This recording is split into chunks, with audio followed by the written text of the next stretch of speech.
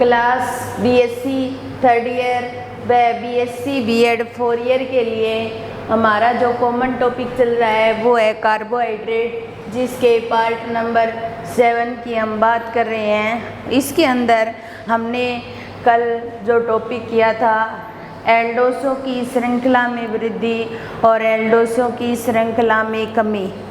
उसके बाद में हमारा जो नेक्स्ट टॉपिक आता है वो है एरिथ्रो व थ्रियो युग्म। एरिथ्रो व थ्रियो युग्म, इसके अंदर क्या होता है, हमारे पास कोई भी ऐसा कंपाउंड लिया जाता है जिसके अंदर 2 कार्बन असममित केंद्र के रूप में उपस्थित हो, असममित केंद्र के रूप में उपस्थित हो और उनको लेकर के थ्रियो व एरिथ्रो युग्म बनाए जाते हैं। एक ये हो गया हमारे पास में, और दूसरा इसको मान लो सिस कह दें क्योंकि दोनों ग्रुप एक साइड में है, और असममित कार्बन एक तो ये हो गया और एक ही ये हो गया, ठीक है। और इसका अगर ट्रांस बनाएं तो ये बन जाएगा H और OH, और मान लो इसका OH इधर ले आएँ और ये H और CH3। अब देखिए इन दोनों युग्म के आधार पर अपने एरिथ्रो व थ्रियो युग्म बनाएंगे, या फिर इन्हें एरिथ्रो व थ्रियो बिमरीम समावयवी भी कहा जा सकता है। COOH और ये कार्बन इधर H और इधर क्या है OH, और इधर H और OH और CH3, इसके समावयवी को बनाएंगे या इसके दर्पण प्रतिबिंब रूप को बनाएंगे तो ये ऐसे बनेगा COH और C और ये OH इधर आ जाएगा और ये H इधर आ जाएगा, C ये OH इस साइड में और H इस साइड में और CH3। तो यहाँ पर दोनों H इस साइड में, दोनों OH इस साइड में है, इधर दोनों OH इस साइड में या H इस साइड में है, तो इसीलिए इसका नाम क्या हो जाएगा, एरिथ्रो युग्म।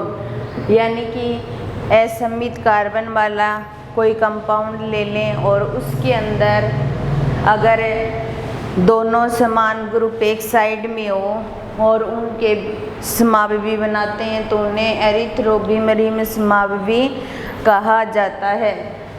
अब देखिए दूसरा लें हम, जिसके अंदर इस कार्बन में यहाँ H और OH और दूसरा OH और H और CH3 हो। कोई भी कंपाउंड लेकर के करवा सकते हैं, कोई फिक्स नहीं है कि यही कंपाउंड लेना है। अब देखिए इसका दर्पण प्रतिबिंब रूप बनाएंगे तो ये बन जाएगा, ये कार्बन इसके इधर तो OH आ जाएगा और इधर H और इधर H और OH और CH3। अब देखिए सेम ग्रुप एक साइड नहीं है लेकिन एक दूसरे की ट्रांसपोजिशन पर है, तो इसीलिए इसको क्या बोलेंगे, थ्रियो युग्म। क्या बोलेंगे, थ्रियो युग्म। तो इसी प्रकार एरिथ्रो का मतलब समान ग्रुप एक साइड में हो और थ्रियो का मतलब समान ग्रुप एक दूसरे के विपरीत साइड में हो, तो इन्हें एरिथ्रो या थ्रियो युग्म या एरिथ्रो या थ्रियो बिमरीम समावयवी कहा जा सकता है। अब हमने एक टॉपिक ये भी किया था ग्लूकोज का फ्रक्टोज में परिवर्तन या फ्रक्टोज को ग्लूकोज में बदलना, वैसा ही हमारा एक टॉपिक आता है ग्लूकोज का मैनोज में परिवर्तन। क्या आता है, ग्लूकोज का मैनोज में परिवर्तन। तो हमारा नेक्स्ट जो टॉपिक है वो है ग्लूकोज का मैनोज में परिवर्तन।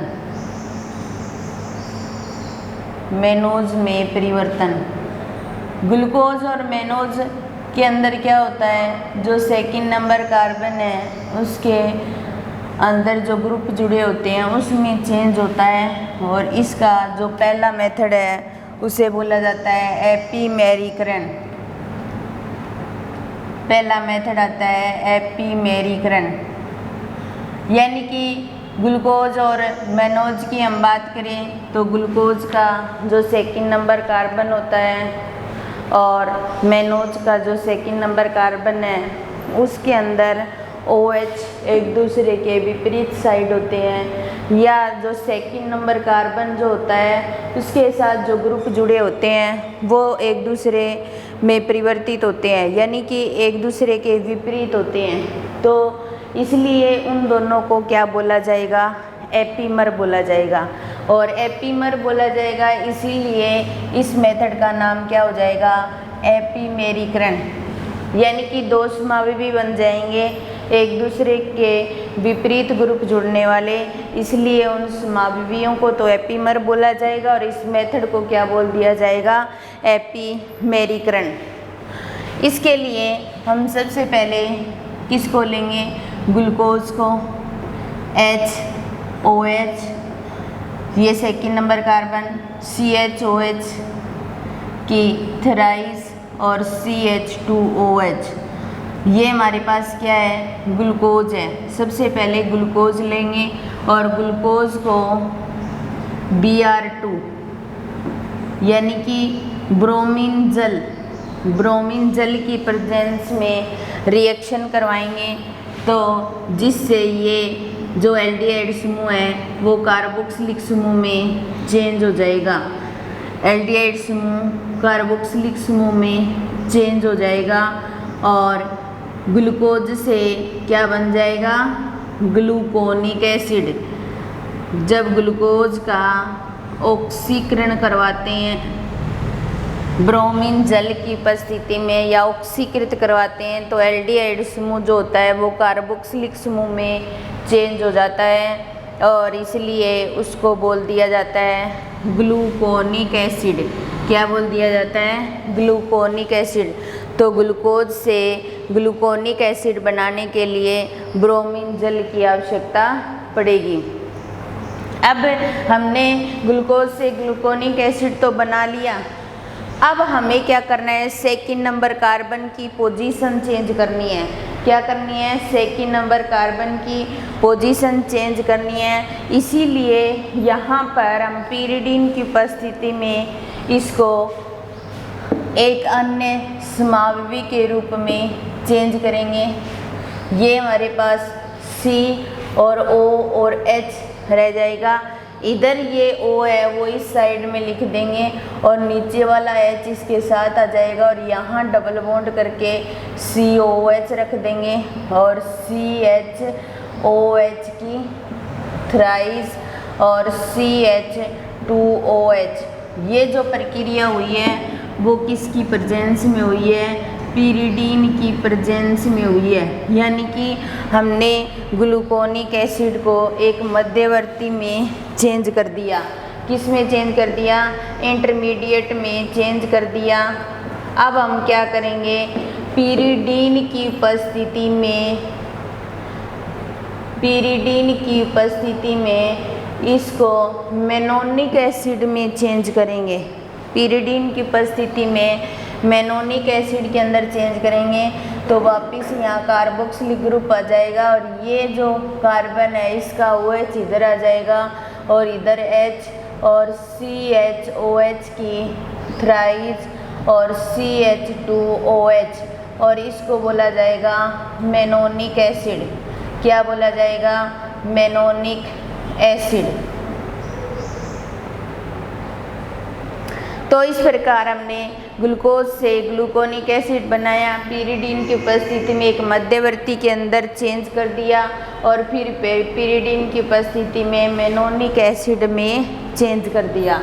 अब हम इसे गामा लैक्टोन में चेंज करेंगे तो एक नंबर कार्बन का OH, अल्फा, बीटा और गामा, इसको हम इस तरीके से लिख देंगे COH और H और CHOH और CH, इसके साथ ये आपस में जुड़ जाएगा और यहाँ से एक H2O का मॉलिक्यूल बाहर निकल जाएगा और आगे CHOH और CH 2OH ये आ जाएगा और इसको बोलेंगे गामा लैक्टोन।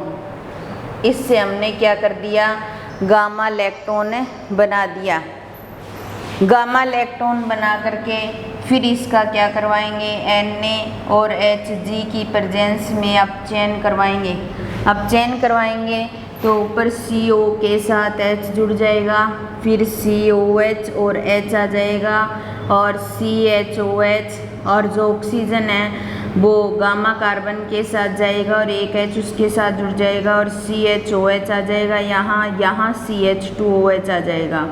इस प्रकार सेकंड नंबर कार्बन का OH इधर आ गया और ग्लूकोज का सेकंड नंबर कार्बन का OH इस साइड है। तो इसीलिए ये दोनों एक दूसरे के क्या है, एपीमर है। इसलिए इस मेथड को क्या बोला जाता है, एपीमेरीकरण। क्या बोला जाता है, एपीमेरीकरण। तो इस प्रकार हमने क्या किया, ग्लूकोज को मेनोज में परिवर्तित कर दिया। सबसे पहले ग्लूकोज को लिया, ब्रोमीन जल के साथ विक्रिया करवाई और ये ग्लूकोनिक एसिड में चेंज हो गया। पिरिडीन की प्रेजेंस में एक मध्यवर्ती में चेंज कर दिया। ऊपर वाले कार्बन के साथ दोनों OH आ गए और इस कार्बन के साथ सिर्फ एक OH है और ये इस साइड में घूम जाएगा और पिरिडीन की उपस्थिति में इसे वापस मेनोनिक एसिड में बदल दिया और मेनोनिक एसिड से क्या बनाएंगे, गामा लैक्टोन बनाएंगे। तो COH कार्बोक्सिलिक ग्रुप का OH और जो 4 नंबर कार्बन है वो गामा कार्बन है उसका OH दोनों साझेदारी करेंगे। एक H2O का मॉलिक्यूल बाहर निकलेगा और ऑक्सीजन के साथ में लैक्टोन में चेंज हो जाएंगे। फिर उसके पश्चात NaHG की उपस्थिति में इसका अपचयन करवाया जाएगा, जिससे जो CH है, CO है उसके साथ H आ जाएगा और एक गामा कार्बन के साथ H जुड़ जाएगा। इस तरीके से जो ग्लूकोज है वो मेनोज में परिवर्तित हो जाएगा। ग्लूकोज जो है वो मेनोज में परिवर्तित हो जाएगा। ये तो पहला मेथड था ग्लूकोज को मेनोज में परिवर्तित करने का। अब दूसरा मेथड आता है लाब्रीडीवाइन विधि। दूसरा मेथड आता है लाब्रीडीवाइन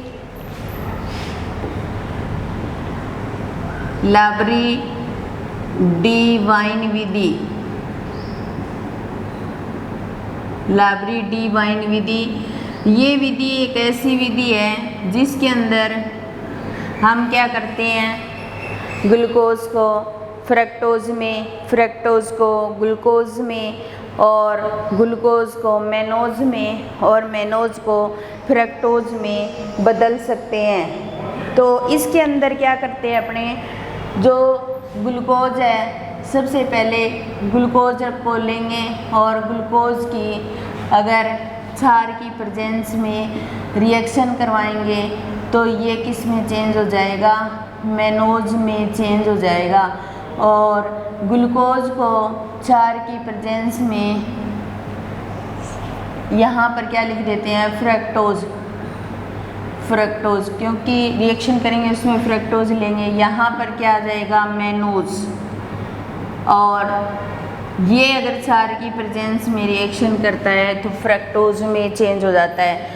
तो ये एक ऐसा मेथड है जिसके अंदर ग्लूकोज को फ्रक्टोज में और ग्लूकोज को मेनोज में और मेनोज को फ्रक्टोज में, तीनों को आपस में इंटरचेंज कर सकते हैं। किसके द्वारा, लाब्रीडीवाइन विधि के द्वारा।